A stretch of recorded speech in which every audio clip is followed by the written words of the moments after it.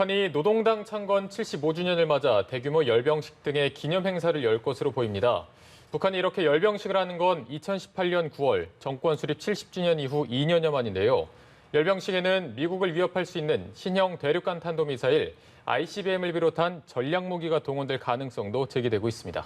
네, 자세한 소식은 김영준 국방대 안전보장대학원 교수 그리고 이호령 한국국방연구원 연구위원과 함께 짚어보겠습니다. 어서 오세요. 안녕하십니까? 안녕하세요. 네.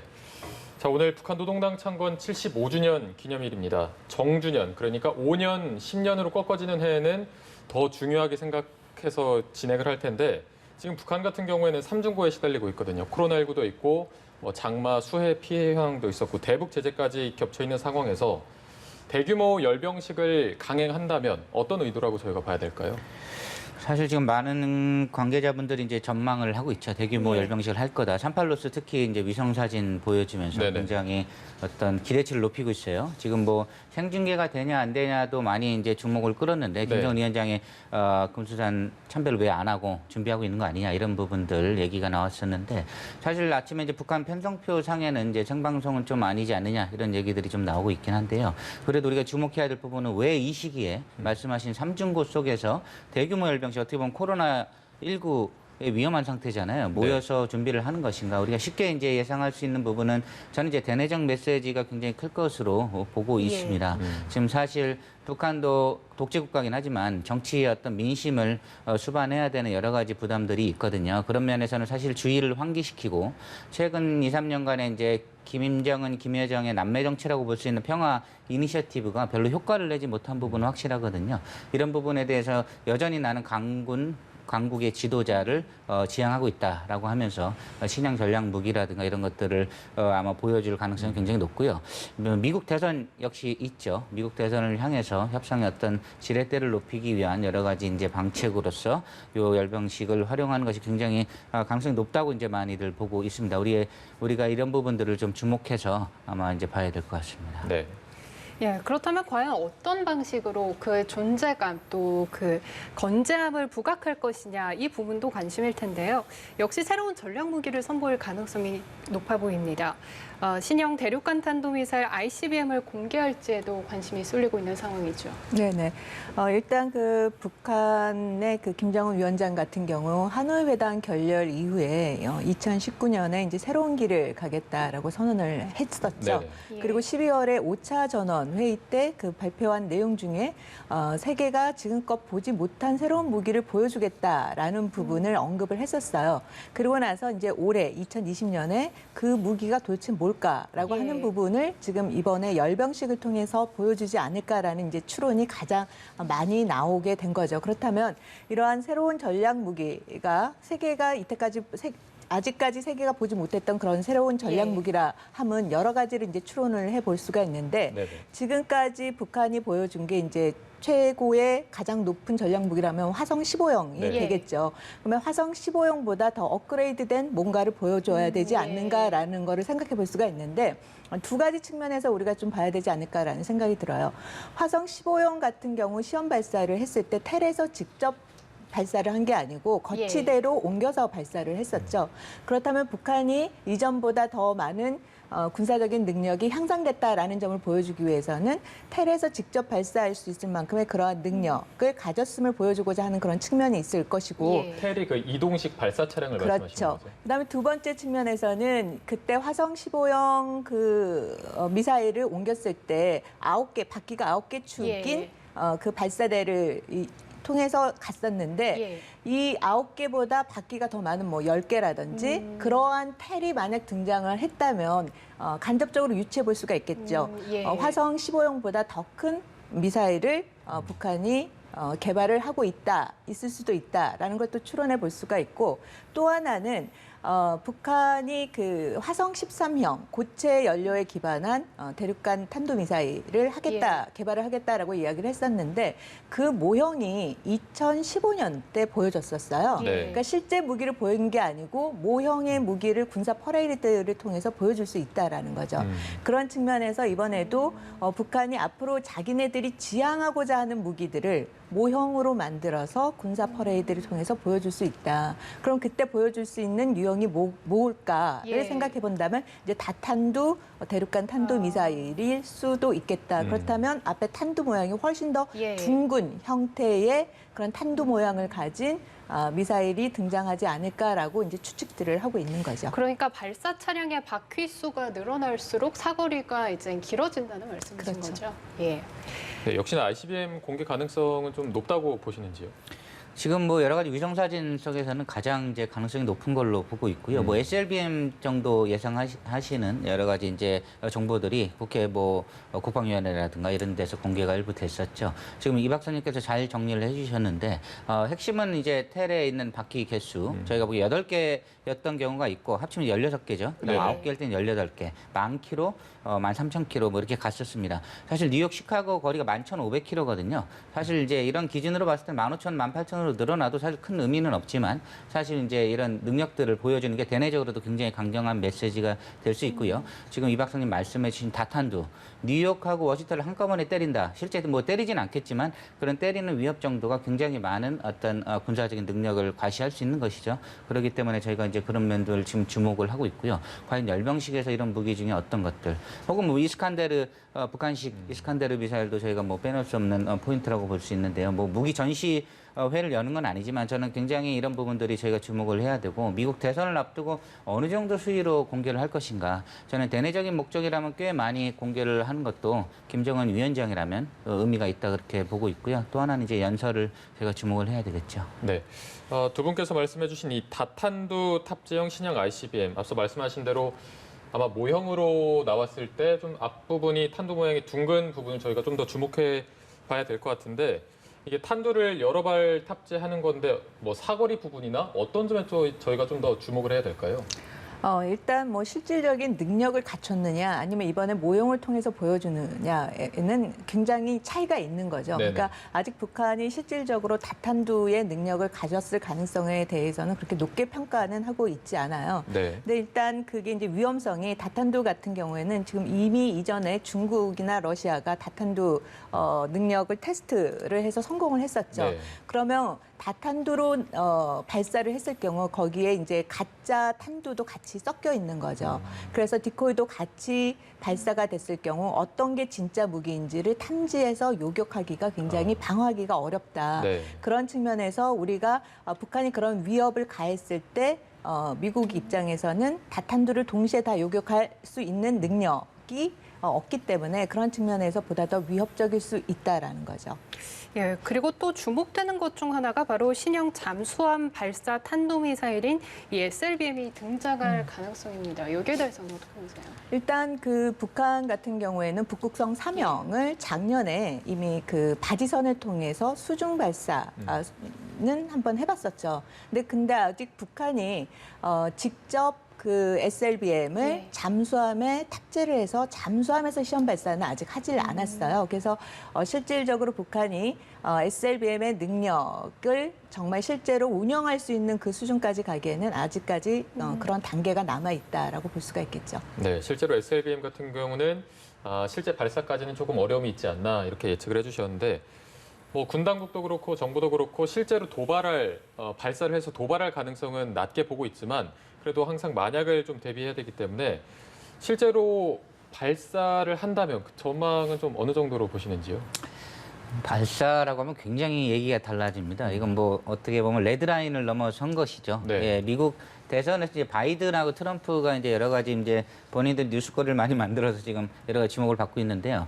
북한이 만약 뭐 공개, 퍼블릭 디스플레이죠. 공개 수준이 아니라 실제 이전에 했던 것처럼 공개하고 나서 발사까지 간다. 이건 완전히 게임 체인저라고 저희가 주목을 할 필요가 있습니다. 이거는 미국하고 다음 협상판을 키운다는 느낌보다는 미국과의 협상을 앞으로 좀 기대하지 않겠다는 의미로 많이 해석될 수 있기 때문에 만약 기존에 했던 대로 퍼블릭 디스플레이를 거쳐서 몇 주 있다가 그 무기를 시험 발사하는 건 굉장히 대내적으로는 체제의 어떤 과시 목적이 더 중요하고 대외적인 협상은 급하게 서두르지 않겠다는 목적으로 볼 수 있기 때문에 그거는 저희가 가장 크게 봐야 될 관전 포인트라고 볼 수 있습니다. 발사까지 간다면 얘는 굉장히 우리 정부라든가 미국 정부에는 굉장히 큰 메시지를 주고 있는 거기 때문에 특히 ICBM이나 SLBM 같은 경우는 위반이잖아요. 그렇죠? 네네. 그런 부분들은 게임 체인저입니다. 게임 체인저로서 저희가 볼 수 있는 거고 퍼블릭 디스플레이 정도는 저희가 그래도 트럼프가 여러 번 얘기했듯이 어느 나라랑 무기 개발을 하고 있기 때문에 그 정도는 미국 협상판에 큰 변화를 주고 올 것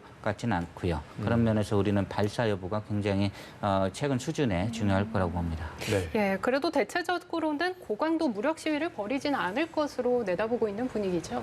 근데 아무래도 북한이 지금 내부 경제적으로 굉장히 어려운 거죠. 예. 보면은 이제 뭐 계속해서 반복해서 나오는 얘기지만 북한이 3년고를 겪고 있다.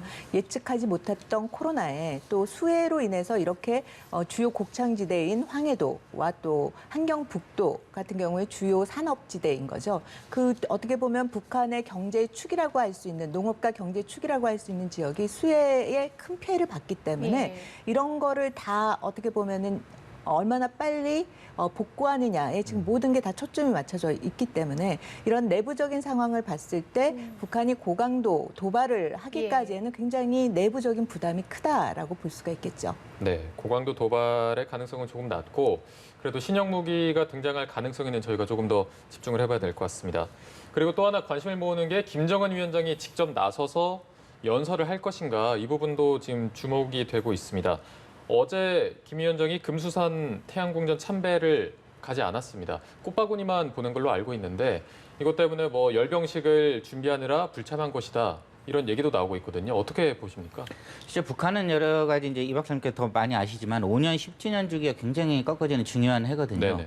근데 손주가 안 왔다 이런 거잖아요. 사실 당 창건 기념일 75주년이 어떤 행사입니까? 1945년에 노동당을 세우고 어떻게 보면 북한을 존재하게 한 가장 중요한 생일 중에 하나거든요. 김일성의 태양절 그리고 이제 건군 기념일이라든가 이런 것과 함께 가장 중요한 행사로 저희가 뽑고 있는데요. 75주년 당 창건 기념일 앞서서 김정은 위원장이 뚜렷한 이유는 제시하지 않은 채 안 나타났어요. 12년 이후에는 계속 왔었죠. 저희가 아는 대로 14년도에 이제 발목 낭종 수술로 밝혀진 몸이 좀 있어서 못 왔던 거. 네. 16년에는 뚜렷한 이유가 없었죠. 안 알려졌죠. 그 이후에는 이제 저희가 등장을 했었단 말이죠. 근데 지금 안 나타난 게 과연 그러면 열병식을 얼마나 열심히 준비하고 있느냐 이런 전문가들의 이제 의견들이 좀 나왔었는데 오늘 사실 북한 편성이 이제 생방송이 아니라면 그리고 김정은 위원장의 연설이 생중계가 아니라면 그런 부분도 사실 좀 이유가 설득되지 않는 거거든요. 그렇기 때문에 일단은 열병식 저희가 지켜보면서 또 평가를 해야 되겠지만 김정은 위원장이 나타나지 않은 거는 제가 주목을 해서 좀 봐야 될 것 같습니다. 네. 네, 5년 전 열병식 때는 직접 참석해서 이제 연설을 한 바가 있는데요. 그렇다면 이번에 대중 연설을 한다면 과연 어떤 메시지를 내놓을지도 관심이 쏠리고 있습니다. 그래서 뭐 남북, 북미 관계에 대한 언급을 할지에도 이 부분에도 지금 주목하는 부분이죠. 네. 보면 그 이틀 전에 노동당 국제부에서 그 성명이 발표된 그 내용을 보면 대충 김정은 위원장의 연설에 그 소위 말하는 헤드가 뭘 건지를 예측을 해볼 수가 있어요. 그럼 크게 보면 북한이 두 가지 측면을 강조를 해왔었죠. 하나의 측면이 자위력 강화, 그다음에 두 번째가 자력갱생 있는데 김정은 위원장이 이번 75주년을 통해서 당 창건 75주년을 통해서 강조할 수 있는 부분이 사실상 자위력 강화 하나밖에 없는 거예요. 자력갱생을 이미 강조를 했지만 계속해서 지금 이런 재난에 따른 복구에 지금 모든 거를 원래는 그 경제 목표를 수정을 했다라고 지난 8월에 이야기를 했었죠. 그다음에 최근에 들어서는 10월 10일 당 창건 75주년까지 모든 복구를 완료를 해라라고 했는데 사실 이 부분이 완료가 됐다 안 됐다라는 이야기가 없어요. 이거는 다시 말씀을 드리자면 사실상 복구를 못했다라는 이야기인 네. 거죠. 그 복구를 못했기 때문에 그 다음 나온 이야기가 80일 속도전을 해라라는 이야기가 나왔었던 거죠. 이런 거를 종합을 해본다면 결국에는 김정은 위원장이 이번 연설을 통해서 내세울 수 있는 메시지는 지금과 같은 이런 어려운 환경 하에서 모두가 똘똘 뭉쳐가지고 그다음에 당 창건 8차 당대회를 준비하는데 모든 에너지를 쏟아야 되고 그런 8차 당대회를 준비를 하는 데 있어서는 7차 당대회 때 2016년에 제시했던 그런 목표들을 다 달성을 못했기 때문에 거기에 대한 수정을 8차 당대회를 통해서 다시 한번 부응을 하고자 하는 예. 측면을 국민들에게 고양을 시키고자 할 것이고 그럼에도 불구하고 우리가 이렇게 잘 버틸 수 있었던 것이 자위력 강화였다. 예. 그렇기 때문에 거기에 모든 내용을 또 포커스를 맞출 거라는 생각이 들어요. 그래서 대남 관계, 남북 관계라든지 북미 관계와 관련된 그런 메시지는 상대적으로 크지 않을 것이다. 내부적으로 어떻게 보면 8차 당대회 준비와 관련된 메시지가 상당 부분을 차지할 것이라는 생각이 듭니다. 네, 이런 뭐 내부적인 결속 이 부분에 더 집중할 것이다 이렇게 짚어주셨는데 어떤 내용이 나올 거라고 좀 보십니까? 저도 뭐 이 박사님 의견에 100% 동의하고요. 사실 독재 국가든 소련 시절의 공산당 사회든 내부 정치가 있습니다. 정치의 다이나믹스. 딕테이터라고 해도 굉장히 민심의 출렁이고 우리 조선왕조 시대를 돌아보면 왕이 통치하지만 굉장히 많은 사건들을 우리가 사극을 통해 상상을 할 수가 있는데요. 북한도 지금 사실 국내 정치가 99%의 문제입니다. 저희 미국 대선 얘기하지만 나는 이란이나 북한 때문에 바이든이나 트럼프를 뽑겠다고 하지 않거든요. 이스라엘 문제는 좀 다르지만요. 그런 면에서는 우리나라도 마찬가지. 그렇죠. 검찰개혁이라든가 기본소득이라든가 일자리 이런 것이 중요하지. 북한 문제는 좀 별개이긴 하지만 북한 내부에서도 이제 이 박사님께서 지적하신 대로 어떤 내부 결속이라든가 본인의 어떤 통치 기반 그리고 최근에 있었던 여러 가지 사건들을 수습하고 나아가는 어떤 터닝 포인트가 필요한 부분들이 있을 때 이런 정치적 퍼포먼스가 필요한 거거든요.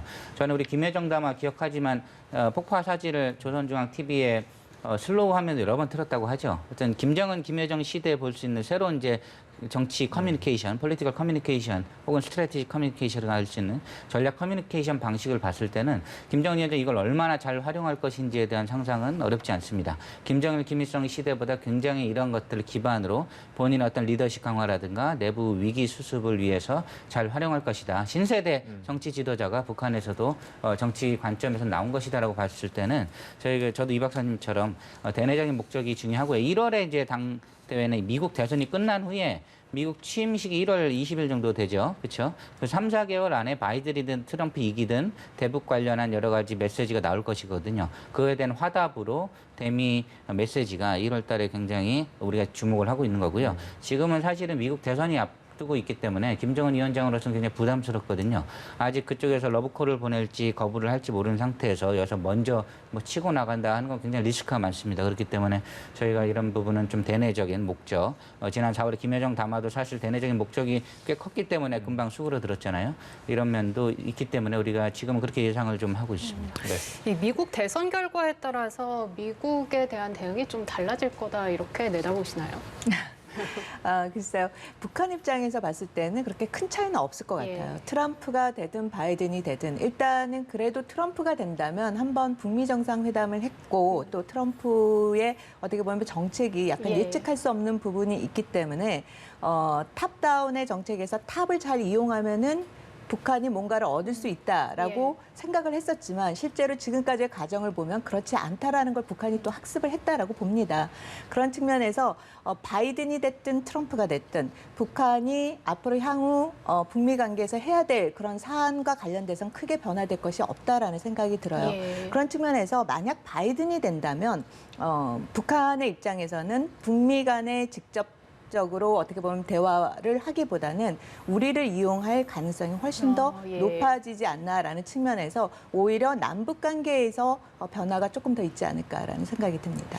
그렇다면 남북 관계는 어떤 변화가 있을 거라고 내다보시는 건가요? 일단은 지금 미국의 대선에 변화가 예. 있다 할지라도 우리는 현 정부가 유지가 되고 있기 때문에 그리고 또 지금 최근에 또 대통령이 종전선언을 계속해서 강조를 하면서 어떻게 보면 지금 현재 상황과 맞지 않은데 왜 이렇게 종전선언을 이야기를 할까라는 점을 생각해 본다면 그럼에도 불구하고 북한이 대화의 장을 나올 수 있는 그러한 여건을 계속해서 만들어주고자 하는 그런 측면이 있다라는 측면에서 봤을 때 앞으로 이제 미국의 대선의 결과와 상관없이 북한이 한반도에서 더 이상의 위기라든지 위협을 고조시키지 않게끔 약간의 길들이는 그런 공간을 지금부터 만들고 있는 그런 여건 조성의 기간이 아닌가라는 생각이 들어요. 네. 자, 그리고 아까도 언급해 주셨지만 오늘 조선중앙통신의 편성표를 보면은 생중계 일정이 아직은 잡히지 않은 것으로 알려져서 애당초 알려졌던 거와는 다르게 내일 녹화 중계로 하지 않을까 이런 관측도 나오고 있습니다.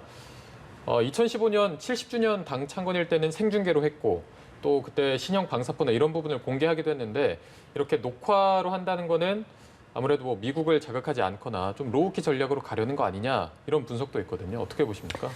예, 뭐 좀 굉장히 또 더 기대했던 분들한테는 아쉬운 부분인데요. 예. 지금 저도 어제까지 굉장히 많은 뭐 외신들이라든가 국내 언론으로부터 이제 생방송을 준비하는 네네. 준비하고 이제 PD 작가님들이 굉장히 긴장하고 저희도 그렇게 하고 있었습니다. 그렇게 하고 있었죠. 많은 부분들이 그런 부분에 대해서 굉장히 많은 고생을 하고 있었는데 아침에 딱 하고 보니까 생방송이 아닌 것 같은 거예요. 네. 만약 지금 생방송을 한다면 김정은 위원장이 또 이거를 잘 한 거겠죠. 근데 사실 지금 봐서는 생방송이 아니라고 봤을 때는 우리가 17년도와 그 이후의 차이를 봤을 때 역시 김정은 위원장의 부담이라든가 어떤 도발적인 메시지를 국제사회에 내놓고 싶지 않다는 부담을 줄이고 싶다는 면으로 봐야 되고요. 우리가 17년 이제 기억을 하기 때문에 그때 이제 여러 가지 전략자산 무기들을 공개하면서 한반도 전쟁 위기설까지 고조됐던 시기입니다. 그때를 생각하고 이번에도 그거에 준하는 어떤 파격적인 무기들 SLBM까지 공개하지 않을까 해서 주목을 많이 했던 건데요. 사실 이렇게 이제 만약 녹화 방송으로 오늘이나 내일 중에 이제 틀어진다 하면은 굉장히 이제 수위를 조절하는 거고요. 여러 가지 면에 있어서 부담을 좀 줄이기 위해서 대미 협상의 어떤 수위를 조절한 것으로 보입니다. 그리고 연설 내용까지 만약 조금 경제에 방점을 찍는다.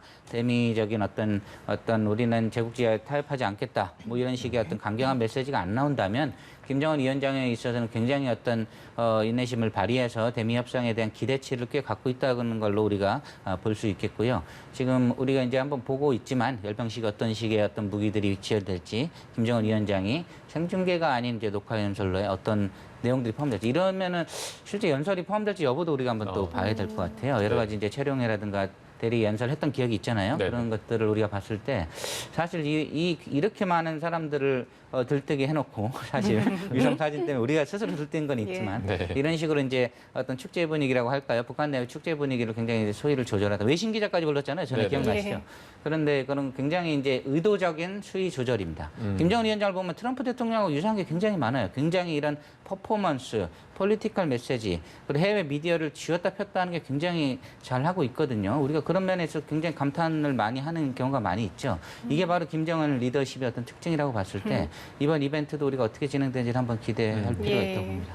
의도적인 수위 조절이라고 하셨는데 여기에 대해서는 어떻게 보세요? 그래서 뭐 의도적인 수위 조절이라고도 볼 수 있겠지만 예. 또 다른 측면 또 볼 필요가 있지 않을까라는 생각이 들어요. 실제 퍼레이드를 했지만 생중계를 안 했을 뿐이다라는 예. 거죠. 그러니까 결국에는 그럼 왜 생중계를 하지 않았을까? 뭐 여러 가지 측면을 생각해 볼 수가 있는 거죠. 과시할 만한 뭔가가 없을 수도 있다. 예. 그다음에 앞에서도 이제 말씀을 해주신 것처럼 상당 부분 보이고 싶은 것만 편집해서 내보낼 수도 있다. 녹화라는 건 편집을 가능한 거죠. 그래서 편집할 수 있는 부분 중심으로 내용을 전달하겠다. 그다음에 육성연설도 나중에 그 내용을 직접 보이기보다는 그냥 스크립트 정도로 보여주는 걸로 뭐 대체를 한다라든지 뭐 여러 식의 어떻게 보면은 조정할 수 있는 그 공간이 있기 때문에 그러한 측면에서 좀 전술적으로 활용한 측면이 있다라고 볼 수가 있겠죠. 네, 이게 지금 어떻게 진행될지 나오지가 않아서 저희가 다양하게 추측을 해볼 수밖에 없는데 이 부분을 좀 짚어봐야 될 것 같습니다. 유엔 총회 회의에서 미국이 이제 북한을 테러 지원국으로 지정을 하자 북한이 여기에 대해서 또 비난하는 성명을 발표했거든요. 이 움직임은 저희가 어떻게 봐야 될까요? 뭐 분명히 뭐 좋지 않은 내용이긴 한데요. 우리가 이걸 볼 때 수많은 메시지들이 이제 북한에서 각종 부처라든가 미국에서 각종 부처에서 서로 오가는 게 있습니다. 미국 트럼프 행정부 하에서도 트럼프는 예를 들면 협상을 노력을 할 때 밑에 있는 국무부라든가 펜타곤이나 정보기관들은 또 북한을 비난하는 혹은 위협을 강조하는 것들을 내놓는 경우도 있고 또 유엔 관련한 기관은 또 그거에 합당한 인권국이라든가 어떤 테러 지원국 관련한 거는 또 그렇게 얘기를 하는 경우도 있거든요. 북한 같은 경우는 이제 거의 일관성이 있지만 북한에서조차 일부 이제 부처 간의 메시지가 조금 다른 경우가 있다고 봤을 땐 지금 이거는 뭐 상당히 뭐 북미 관계에 좋지 않은 메시지긴 하지만 저희가 모든 메시지를 다 의미를 똑같이 둬서 볼 필요는 없다. 정상 간의 메시지가 가장 중요하고 트럼프 트위터 메시지가 제일 중요하듯이 그런 걸로 볼 수 있고요. 이것도 테러 지원국 관련한 비난은 미국이 해오던 대로 이제 하는 겁니다. 이거는 그 기관에서 자기들이 해오던 목적대로 하는 거고 유엔 제재위원회 같이 이제 제재 때문에 만들어졌던 위원회는 제재에 관련된 여러 가지 북한의 어떤 수출 통제 위반이라든가 이런 거 강조할 수밖에 없거든요. 그런 부처나 기관의 존재의 목적 자체가 있는 거기 때문에 이거에 관련한 부처는 이거에 관해서 얘기를 했었고 북한은 자동적으로 하듯이 비난을 다시 한 겁니다. 그래서 이거 자체를 우리가 어떤 게임 체인저 수준의 중요한 메시지라고 보기보다는 요거에 한해선 일단은 북미 관계가 따로 전향적인 자세는 보이고 있지 않고 하던 대로 한다라고 해석을 하는 것이 아마 좋을 것 같습니다. 네, 일단 오늘 열병식은 생중계 대신 내일 녹화 방송으로 전해질 가능성이 높아 보입니다. 아무래도 많이들 기다리셨겠지만 영상을 본 후에야 조금 분석을 해볼 수 있을 것 같습니다. 네, 오늘 김영준 국방대 안전보장대학원 교수 그리고 이호령 한국국방연구원 연구위원과 함께했습니다. 고맙습니다. 고맙습니다. 네, 감사합니다.